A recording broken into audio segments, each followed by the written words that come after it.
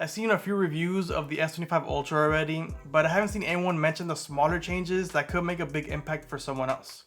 Keep watching to see the main changes as well as some of the smaller ones that could be beneficial to you. Let's start with the build quality, and of course we're talking about Samsung's Ultra lineup, so the quality is going to be pretty much as good as it gets. Everything is just built with premium materials, tight tolerances. The buttons have the least amount of play I've seen on pretty much any phone except for maybe iPhone. It's just the quality is there. And even though they kept top-notch quality, they actually were able to reduce the weight quite a bit actually. So the S24 Ultra was at 232 grams and the S25 Ultra is at 218. Doesn't sound like a big difference, but you know, those 10 plus grams make a difference the longer you're holding the phone. Moving on to a closely related category is going to be the design, and even though it wasn't a drastic change in design, just the rails alone make a big difference in how it feels in your hand. So previously it was a slightly rounded side with a super flat top, which ended in a point. And what would happen there is that it would dig into my hand when I was holding it, and it wouldn't be comfortable to hold for more than maybe a minute or two. With the S25 Ultra, they want the flat sides, but they rounded off the corners. So yeah, you're not gonna have that ultra square screen, but it's actually really close to being square. You're not getting much cut off. But this difference lets me hold it for pretty much as long as I want until the weight starts being an issue into my palm rather than the sharpness of the corner. So I think it is a big difference and very useful for everyday users, especially if you're not using a case. Now there is another design change that wasn't drastic, but I feel is gonna be a bit of a pain point when it comes to cleaning, and that's the camera glass. So yeah, the outside is fine. From the top down looks great, you know, a little bit thicker, just gives a bit more of a bold looking camera. But if you turn it to the side, you can see that there is a gap between the phone body and the bottom of the camera lens. So basically what I see happening here is a massive amount of lint and dirt building up inside of these crevices. And it's gonna be a bit of a pain, but it's not gonna be the end of the world. Just more cleaning if you're really into that, having a clean phone, or just dealing with extra lint on the bottom of your lenses. And since we're looking at the cameras, let's go on to the specs of the camera. And this is where there was one change in terms of an improvement in the spec, and it's the ultra wide. To me, it's the one I use the least because it's too wide for most situations, and then you get a little bit of distortion and all these different things. But it's an improvement nonetheless. You know, it's going from a 12 megapixel to a 50 megapixel. I haven't been able to confirm the size of the phone, but the extra megapixels are going to help to give you a more detailed photo, so that's going to be beneficial, especially when covering the range from where the ultra wide starts to where the main sensor starts. But when it comes to the camera, most of the upgrades came to the software, and I don't know how many are going to make it to the older devices, but let's go through it real quick. The first one is just the overall camera app layout, and it's going to make it so much easier to reach all the things you want. There are still some options on the top of the screen, but the same ones can be found on the bottom, plus some extra options. And it did it in a very sleek way where one, it keeps it closer to the bottom, and two, it's out of the way until you want to look at it.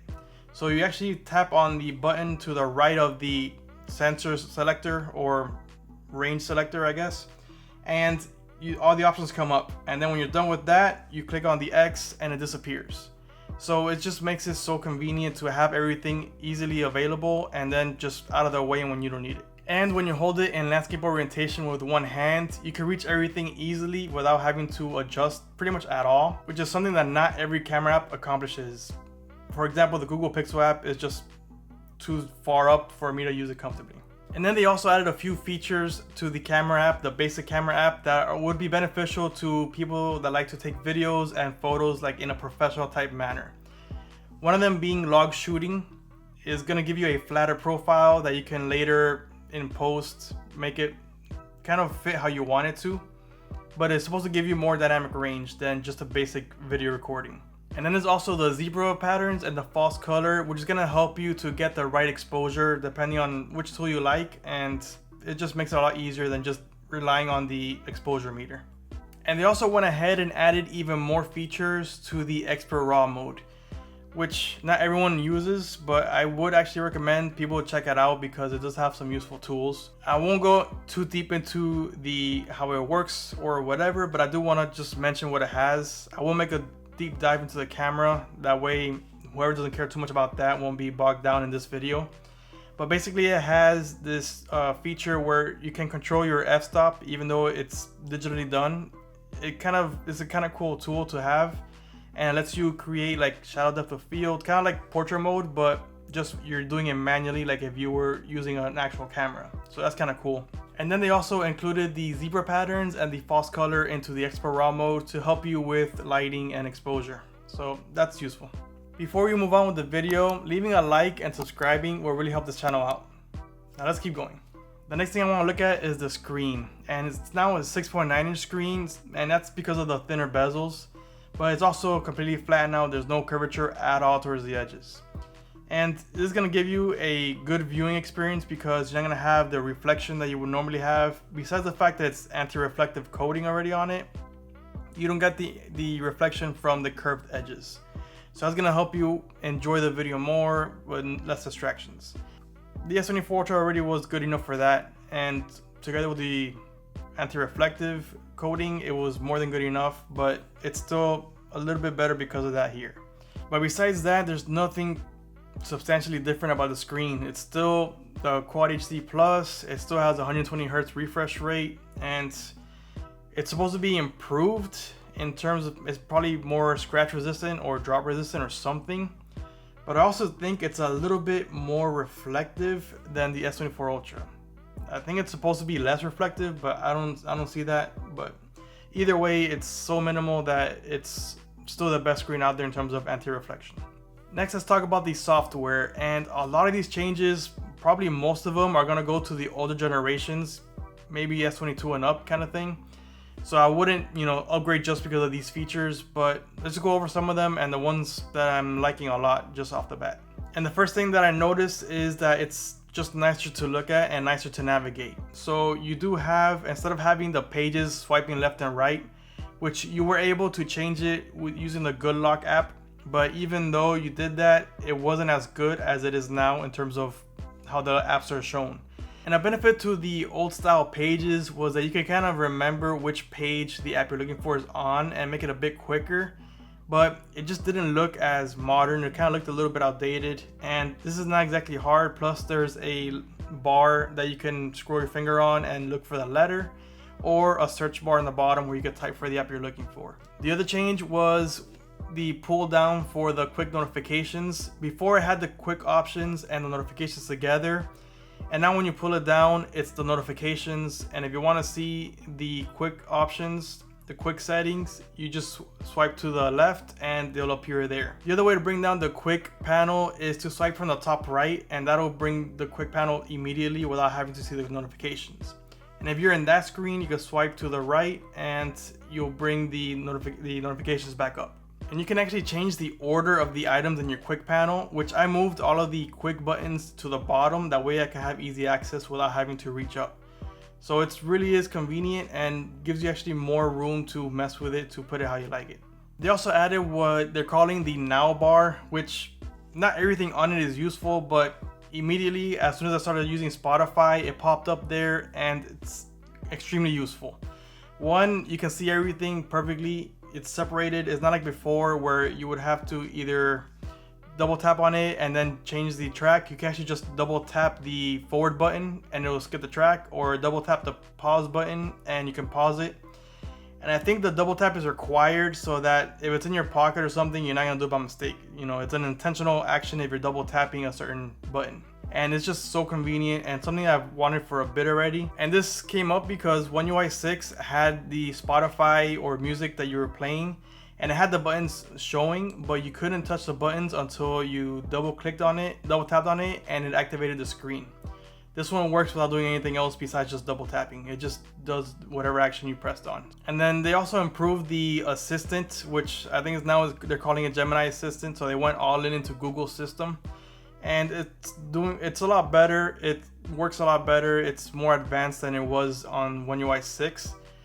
I imagine this might be one that's coming with One UI 7 altogether, and it's not just the S25 lineup type of thing. And then another AI tool that was brought over from the Google suite was the audio enhancer, where you record a video or already have a video previously. You can edit it and you can change the audio or enhance the audio, basically reduce background noise, boost vocals, or increase, music and reduce other distracting noises. All right, so I'm recording this segment here just to try out the audio enhancer.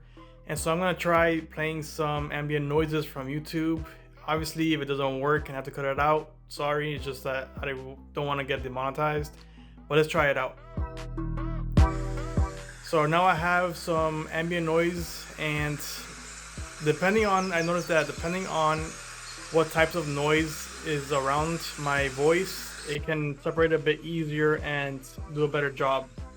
For example, I tried it while making some banging noises on the table, and that one was cut out basically 100% and it barely affected my voice. But now I noticed that this ambient noise that I'm playing now doesn't work as well, but it still does a pretty decent job at lowering it enough that you can hear my voice. It is a useful tool, especially that it's on your phone. I'm not gonna say that it's professional level, even though it probably does better work than I can do with a professional app anyway, but I'm sure professionals gonna do way better than these apps can do. For me, I think it's very useful, especially if you're recording outdoors or something and you want to reduce some of the background noise, maybe not all of it. The thing is with this app, the more you reduce on the background noise, the more it's going to distort your own voice because it's cutting out some of those tones as well. It's not a miracle worker, but it will help enhance your audio. Just be realistic on expectations and you'll think it's a good tool. And they also added a few extra options when it comes to the wallpaper and lock screen wallpaper. And actually they added one that I wanted for a while, which is being able to blur the photo, which when I have it on the lock screen, I want the regular photo, but then when I go into the home screen, I want it to be blurred out so it's not as distracting with the apps around it. And I used to do it myself by going to Photoshop and adding the blur effect onto the photo and then placing that as my home screen wallpaper and then the clear one as my lock screen wallpaper. Now you don't have to do that. You just click on the effect and blur it out. So it's a nice one for me, at least, because I have to go through less trouble now. But there are also other ones that they added, so you could look in there and get some new looks for your home screen and lock screen. And then the last thing I want to talk about is the S Pen. So there was a major change in that they removed the Bluetooth functionality. So there are a couple of differences with that. One, you can't use the air gestures. You can't use it to take a picture from afar, with Bluetooth. I think it's up to 30 feet away. So those type of features are gone now, but you also have a lighter S Pen because there's no battery in it. It no longer uses your phone to charge it, so it should give you a few percentage points per day of battery. So there are some benefits to it as well. And based on what Samsung said, not too many people were using those tools, those features. I, for one, use the camera one once in a while. Like the S25 Ultra, I probably used that maybe 5 or 6 times in the last year, which doesn't sound like a lot, but in the time that I used it, it was very useful. Like doing overhead shots, I don't always use my main camera for that because it's kind of bulky and it's easier just to put a phone up there. And when it's already up there, you don't want to tap on it so it shakes and then you have to wait. You just use a pen, the S Pen, to start the recording. So to sum things up, it's not going to be a major upgrade for most people. But I think if you are into using the camera, especially in the professional type of manner where you do most things manually, this could be a decent upgrade, especially with the camera features that are being added. I would wait before even committing though to see what One UI 7 brings to the S24 Ultra or older Ultra phones, if that's what you have, and see if those features are actually added first. But if they're not, and at least now there are a few extra features for the camera enthusiasts. Besides that, you have the rounded corners and the improved ultra wide. I think the rounded corners for me is a bigger one because it's actually fairly comfortable to use now. And the ultra wide, it doesn't really matter to me because I barely use that lens to begin with. But it all depends on how you use the phone, so at least you have some extra information now. If you're already intent on buying the phone, I do have an affiliate link in the description and it would help the channel out, but no pressure obviously. I appreciate you watching and I'll see you on the next one.